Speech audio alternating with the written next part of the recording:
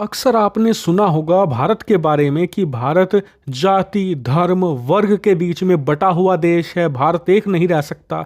और अक्सर ये बातें हमारी पड़ोसी देशों से आती है और साथ ही पश्चिमी देशों से भी। लेकिन आज मैं आपको जो खबर देने जा रहा हूं ना, उसके बाद आपका नजरिया बदल जाएगा कि असल में असली धर्म जाति की लड़ाई होती क्या है और ये किस लेवल तक जाती है। दरअसल आप अपने स्क्रीन पर देखिए, रिपोर्ट आई है कि पाकिस्तान में 7 दिनों से चली आ रही लड़ाई को फिलहाल सीज फायर के तहत रोक दिया गया है। जी हां, पाकिस्तान में युद्ध विराम लागू किया गया है। 7 दिनों से लोग लड़ रहे थे, मर रहे थे, कट रहे थे।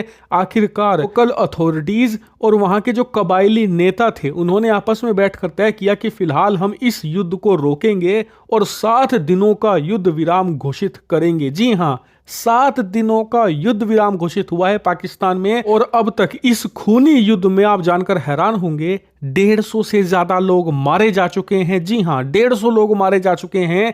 और करीबन बताया जा रहा है कि 500 से ज्यादा जो फैमिलीज थी वहां पर रहने वाली लोकल, या तो वो अपना घर छोड़कर भाग चुकी हैं या फिर आसपास के जो पहाड़ी इलाके हैं, कई जगह लोग अपने बच्चों और बीवी को उन पहाड़ों की गुफाओं में छुपा रहे हैं।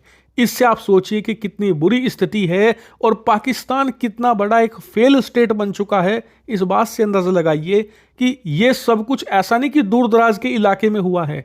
राजधानी इस्लामाबाद के बेहद ज्यादा करीब खैबर पख्तूनख्वा राज्य के खुर्रम प्रांत में यह सब कुछ कांड हुआ है और पाकिस्तान की सेना 7 दिन तक इसे रोकने में नाकाम हुई। अंत में जो वहां के लोकल लीडर थे, उन्होंने आपस में बैठकर यह तय किया है कि फिलहाल हम सीज फायर करेंगे और 7 दिनों तक कोई भी गोली नहीं चलाएगा। 7 दिनों के बाद तय किया जाएगा कि आगे करना क्या है। हालांकि आप कहोगे कि यह लड़ाई किस चीज को लेकर थी, तो यह जमीन को लेकर लड़ाई हो रही थी वहां के सुन्नी और शियाओं के बीच में। जी हां, पाकिस्तान में सुन्नी और शिया मुसलमानों के बीच की आपस की लड़ाई थी। और आपको याद होगा, अब से 6-7 महीने पहले भी ऐसी लड़ाई हुई थी जिसमें 300 लोग मारे गए थे।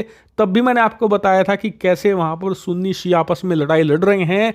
और अब लड़ाई इस लेवल पर पहुंच चुकी है कि शिया कह रहे हैं कि ये सुन्नी लोग ज्यादा संख्या में हैं, हमारी ज़मीनें इलीगल तरीके से कब्जा रहे हैं, इसीलिए हम पाकिस्तान में रहना ही नहीं चाहते। हमारे शियाओं का जो इलाका है खैबर पख्तूनख्वा में, इसे एक अलग शिया देश के तौर पर घोषित कीजिए, आज़ाद कीजिए। ये पाकिस्तान के लिए कितनी बड़ी सरदर्दी है, इस बात से अंदाज़ा आप लगा सकते हैं कि पाकिस्तान का जो राज्य है ना खैबर पख्तूनख्वा, वो पहले ही या तो आज़ादी की मांग करता है या वहाँ पर रहने वाले लोग अफगानिस्तान में अपने आप को मिलाने की बात करते हैं, पाकिस्तान से अलग होना चाहते हैं। वहाँ पर टीटीपी नाम का संगठन लड़ाई लड़ रहा है, जिसे पाकिस्तान का तालिबान कहा जाता है।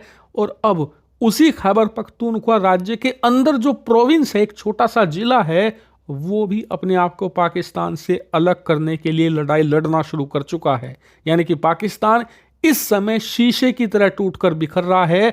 और इसीलिए पाकिस्तान के बारे में यह कहावत सही है कि पाकिस्तान जो कहता है ना कि हम भारत को 1000 कट्स के जरिए ख़त्म कर देंगे, भारत के हिस्से करवा देंगे, शायद उसे ये बात नहीं कहनी चाहिए, क्योंकि जिसके खुद के घर शीशे के होते हैं वो दूसरों के घरों पर पत्थर नहीं फेंका करते। इनसे खुद का घर संभाले नहीं संभल रहा। पहले वहां पर मुसलमान और अहमदिया मुसलमानों के बीच की लड़ाई थी, फिर अब सुन्नी शिया की लड़ाई शुरू हो चुकी है, फिर वहां पर आपस में कई सारे कबीले हैं, उनकी लड़ाई शुरू हो चुकी है। लिटरली हर समुदाय, हर राज्य आपस में लड़ रहा है। और इसीलिए पाकिस्तान को कब तक होल्ड करके रखेगी पाकिस्तान की सेना, यह देखने वाली बात होगी, क्योंकि एक ना एक दिन इस राष्ट्र को टूटकर बिखरना ही है। नफरत पर बना ये राष्ट्र ज्यादा दिन नहीं टिकने वाला।